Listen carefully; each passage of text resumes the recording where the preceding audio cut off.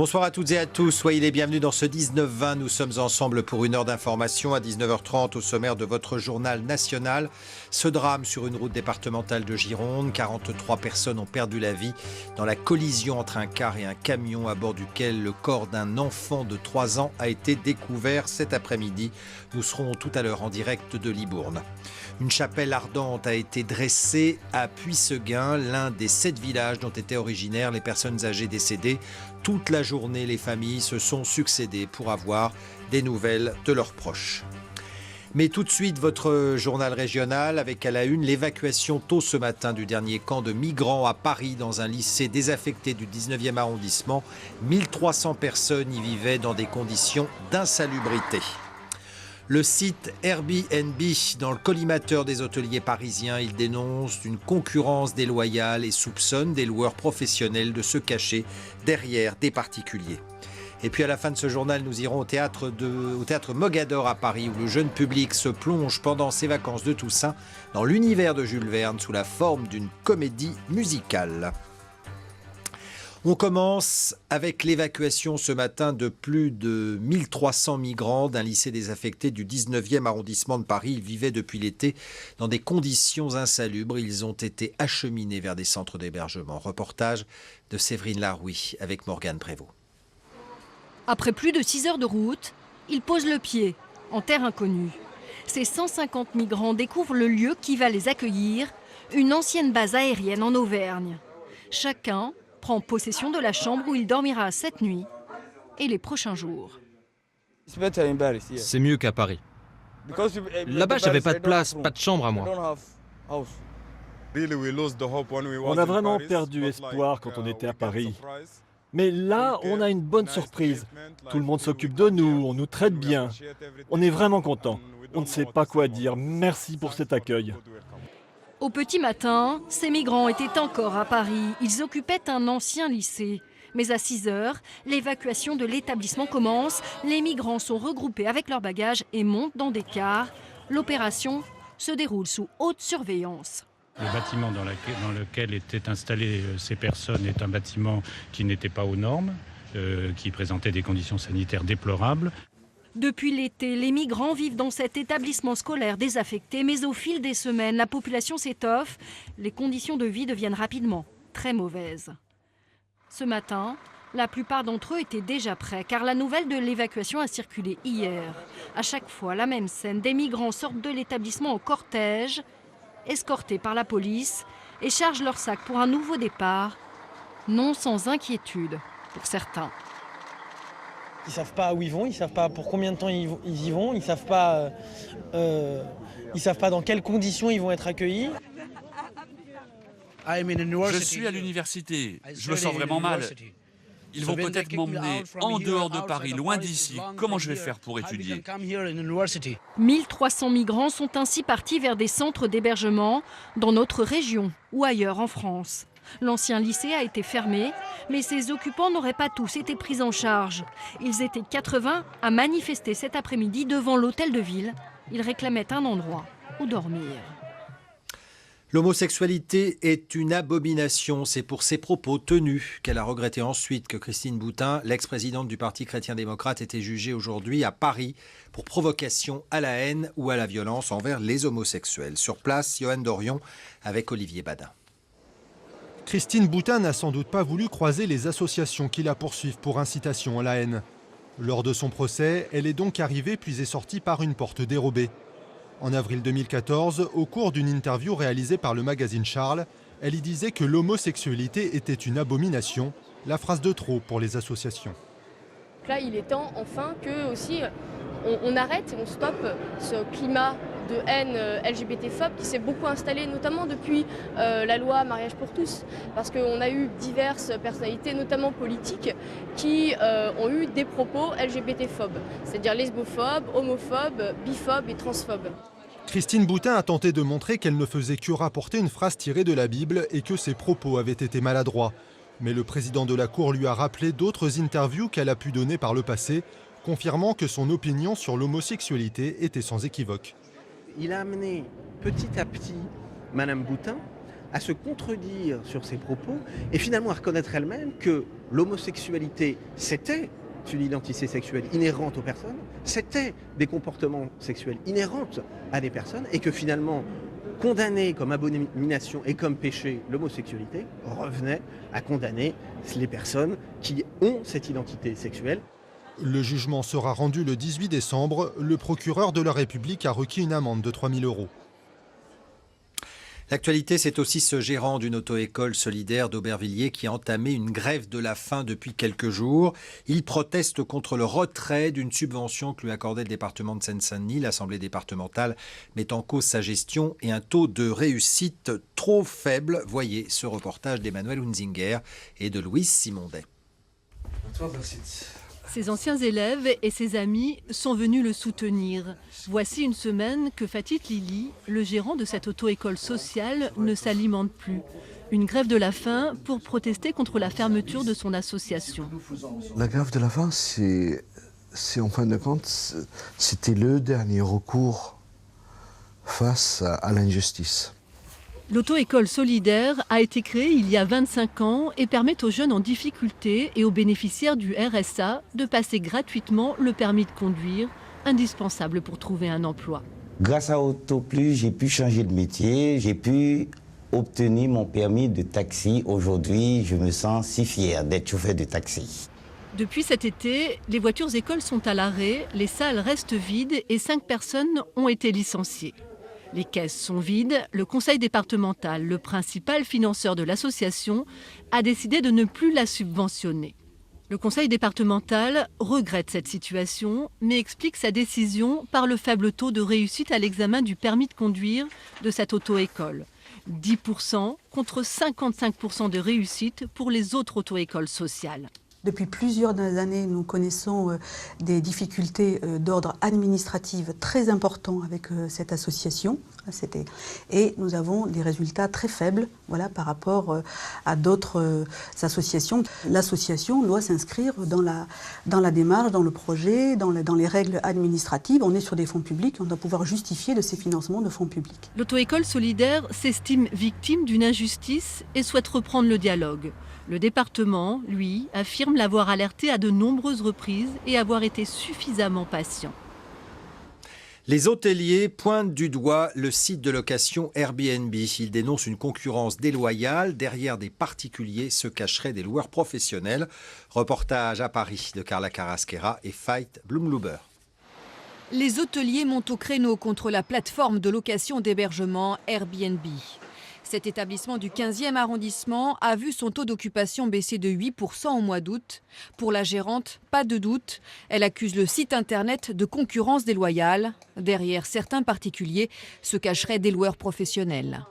On avait une jeune femme charmante, Bettina, qui arrivait à accueillir dans 274 appartements par jour.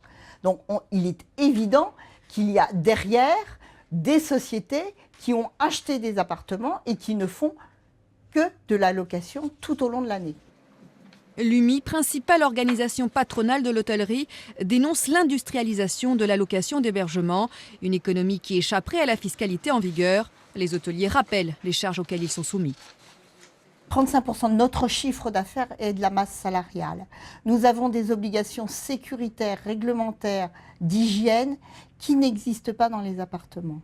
C'est une situation injuste et c'est un risque de destruction d'un certain nombre d'hôtels, donc d'un certain nombre d'emplois. Le site Airbnb n'a pas souhaité répondre à ces accusations devant nos caméras. Dans le monde, d'autres villes ont déjà pris des mesures. À New York, par exemple, la durée minimale pour louer un appartement sans y résider en même temps est de 30 jours.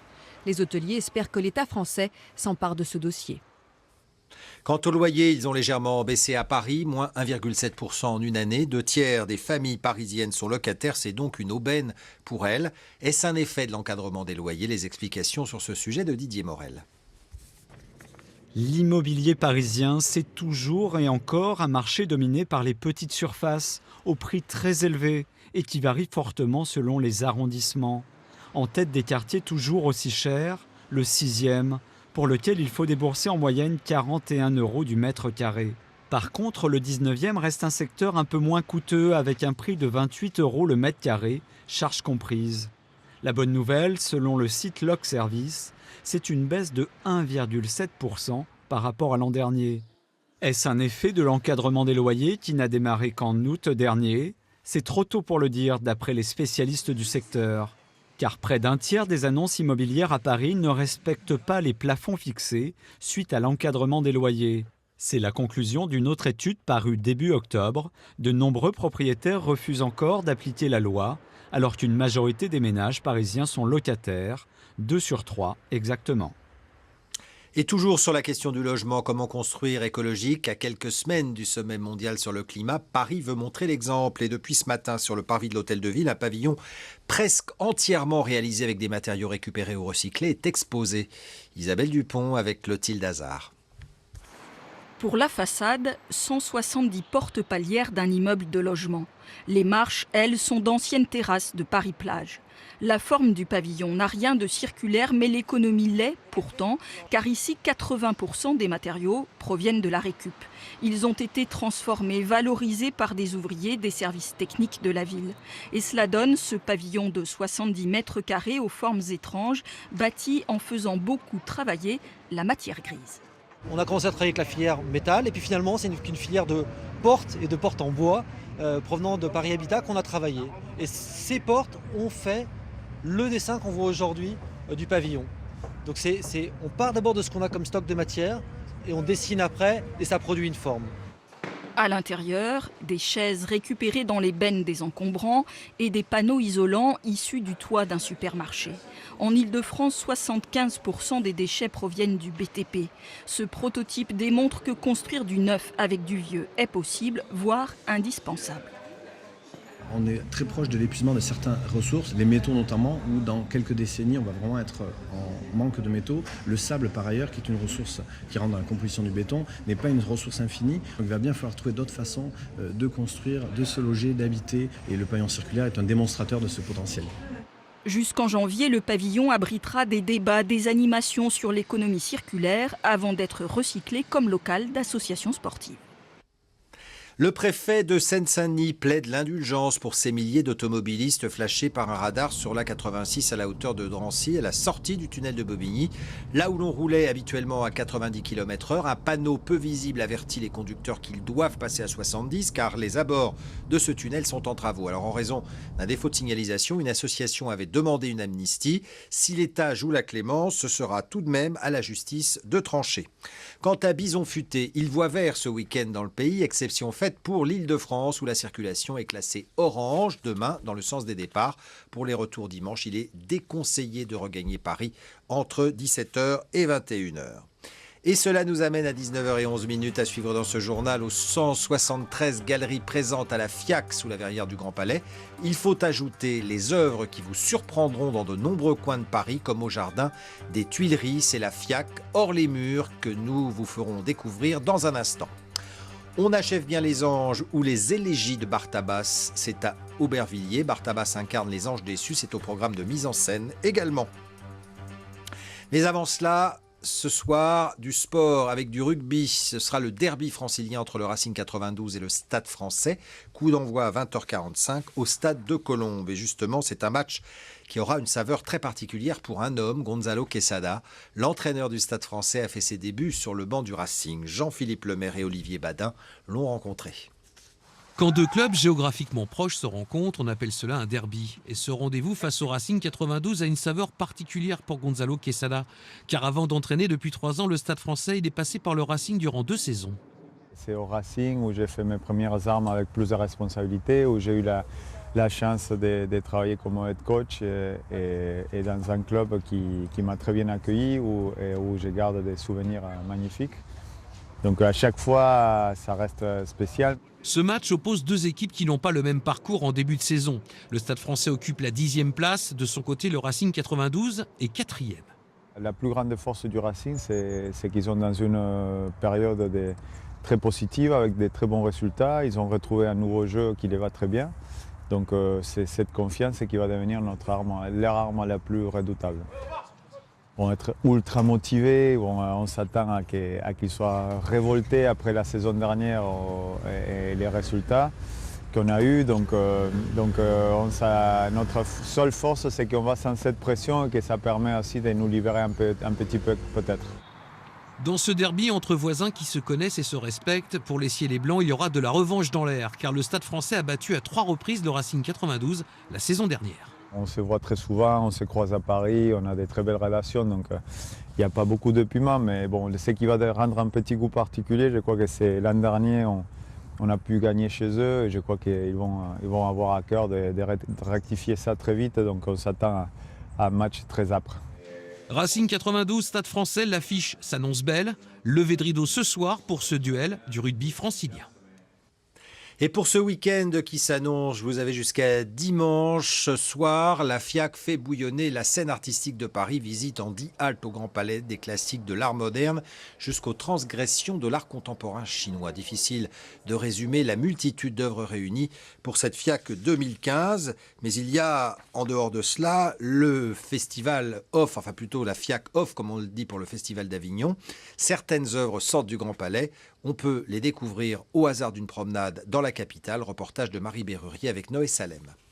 À Paris, pendant 4 jours, l'art contemporain se faufile partout et c'est à vous de le débusquer. Il y a des sculptures de l'artiste portugaise Joana Vasconcelos dans les belles boutiques des Champs-Élysées. Sur les berges de la Seine, il y a des chalets gonflables et des lustres grand siècle dans les jardins publics, comme ici aux Tuileries, une idée du français Vivien Roubaud. Je crois que ça fait ouvrir les yeux aux gens qui ne vont pas dans des musées ou dans des galeries. La FIAC, hors les murs, c'est comme un immense jeu de piste. Un peu partout dans la ville, on trouve une 50aine d'œuvres d'artistes importants qui sont toutes à vendre, avec des prix aussi monumentaux que cette sculpture du japonais Kengo Kuma. Celle-ci, on ne sait pas encore exactement, entre 350 000 et 400 000 euros terminés, livrés, montés chez les clients. Place Vendôme, cette année, on a opté pour la sobriété en choisissant Dan Graham. Rien à voir avec le sapin phallique provoque de Paul McCarthy qui avait été vandalisé et dégonflé il y a 1 an. Je pense qu'ils ont voulu atténuer l'œuvre un peu de l'année dernière et faire plutôt quelque chose d'assez neutre, quelque chose qui passe partout sans qu'il y ait de quiproquo comme l'année dernière. En attendant, la FIAC hors les murs a de plus en plus la cote auprès du grand public. L'an dernier, ce sont près d'1 million de personnes qui ont profité gratuitement de cette exposition géante à l'échelle de la ville. Et comme chaque vendredi, il est temps maintenant de retrouver Mise en scène avec Jean-Laurent Serra, des idées de sortie pour tout le week-end.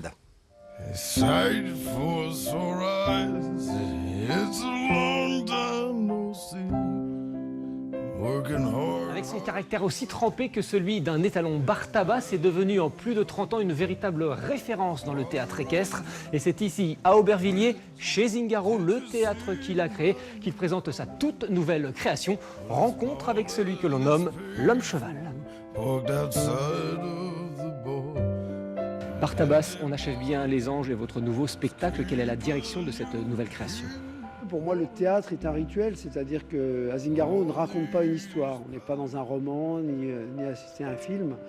C'est par le rituel, alors chez nous, de la musique, du travail équestre, que l'on crée une émotion et que l'on emmène les gens quelque part. En quoi les chevaux sont un formidable partenaire pour aller vers la poésie ? C'est le rapport que peut avoir un violoniste avec son violon, quelque part, sauf que là, tu travailles avec un être vivant, quoi. Donc il te répond, donc c'est d'autant plus intéressant, le dialogue est d'autant plus intéressant que le vocabulaire que tu arrives à créer avec lui est le fruit d'une complicité. C'est ça qui m'intéresse. Le cheval est un miroir, il te renvoie ce que tu as été capable de construire avec lui, quoi, en fait.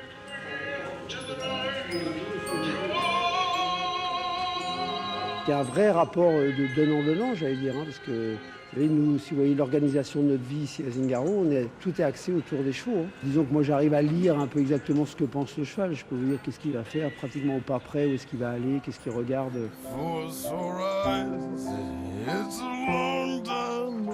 seriez imaginé un jour sans cheval ? Pour l'instant non, mais on ne sait jamais. Peut-être un jour je me lèverai et je dis voilà, ils n'ont plus rien à me dire. Moi je dis souvent, je suis là pour les écouter et c'est eux qui m'inspirent. Donc, le jour où ils ne m'inspireront plus, j'arrêterai. Well, it's ballin', it's paid for, parked outside of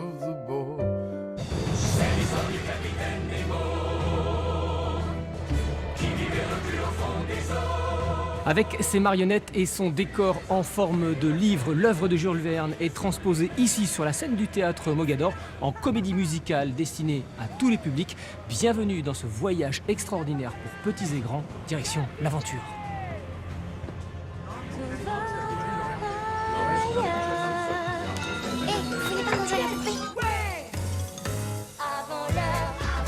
Des marionnettes qui chantent, bougent et dansent comme de vrais comédiens, ou presque.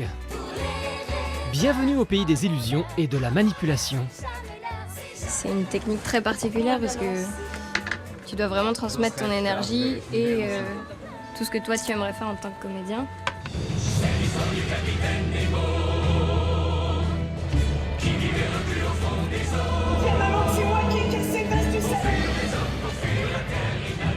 Ça demande beaucoup de travail, c'est physique, ça enlève de rien, c'est physique parce que nous on doit tricher avec notre corps, on doit toujours avoir une position un peu bizarre pour que ça paraisse naturel avec le petit Jules, donc voilà. Extraordinaire Oh, Jules Verne et fantastique. C'est un fabuleux voyage dans l'univers de Jules Verne qui revisite 20 milieux sous les mers ou encore le tour du monde en 80 jours. Une aventure qui propulse le capitaine Nemo et autres Michel Strogoff sur une planète imaginaire. Tiens, voilà Blanche-Neige et Cendrillon. Plutôt extravagant, non ? Nous, notre histoire, c'est un voyage complètement onirique, c'est un conte. C'est l'histoire de Jules Verne qui va se faire enlever par un de ses personnages pour qu'il puisse écrire une suite à ses aventures. Et son petit frère et sa petite sœur vont partir à sa recherche en faisant apparaître d'autres personnages. Une histoire donc en hommage à la littérature de Jules Verne, mais en bien plus délirant.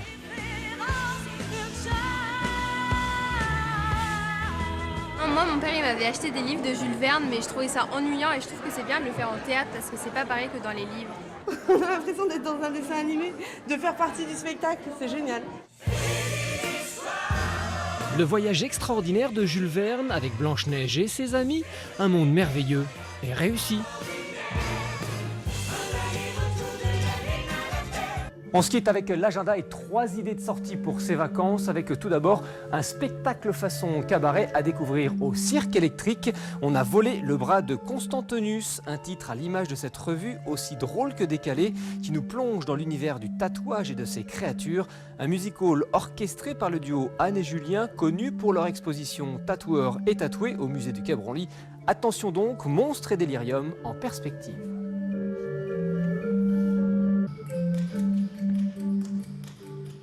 Le théâtre Le Ranelagh présente 1, 2, 3 Soleil, une pièce qui raconte le retour d'une fille dans sa famille après 12 années d'absence, une histoire ordinaire qui nous parle des traumatismes familiaux comme la rancœur, les souvenirs d'enfance ou encore les non-dits devenus trop difficiles à porter. Des thèmes lourds qui, au fil de l'intrigue, dévoilent des retrouvailles heureuses. Une belle histoire d'amour soutenue par le jeu impeccable des 4 comédiens. Après le tonnerre donc, le soleil. Alléluia, toute la famille est réunie. Ça fait longtemps qu'on n'avait pas vu ça. Du flamenco enfin avec le Festival des musiques du monde qui va réchauffer Paris et la Seine-Saint-Denis avec une programmation dédiée à la culture espagnole avec notamment des grands noms du flamenco comme Rosario la Tremendita à Pierrefitte ou encore un grand bal gratuit à Montreuil mais aussi à Saint-Denis dans le quartier de la Petite Espagne, un lieu d'immigration qui depuis 1912 vit au rythme des tapas, de la musique et de la danse espagnole. Ça va chauffer. Voilà, il me reste un petit peu de temps pour vous donner les principaux rendez-vous demain sur notre antenne à 11h30, des idées de sortie toujours et des activités pour le week-end avec Sébastien Thomas dans La Voix est libre. Dans Samedi Politique, nous donnerons la parole à Stéphanie von Heuve, tête de liste Les Républicains dans le Val d'Oise pour les élections régionales. Et le soir, dans le 19-20, nous aurons le sourire avec l'humoriste Bérangère Krief. Notez bien ces 3 rendez-vous demain sur France 3, Paris, Île-de-France. C'est ainsi que se referme cette première partie du 19-20. Je passe tout de suite le relais à Catherine Matoche pour l'actualité nationale et internationale. J'aurai bien sûr le plaisir de vous retrouver demain dès midi, ainsi que pour toutes les éditions du week-end. Passez une très belle et bonne soirée. Merci de votre fidélité. À demain.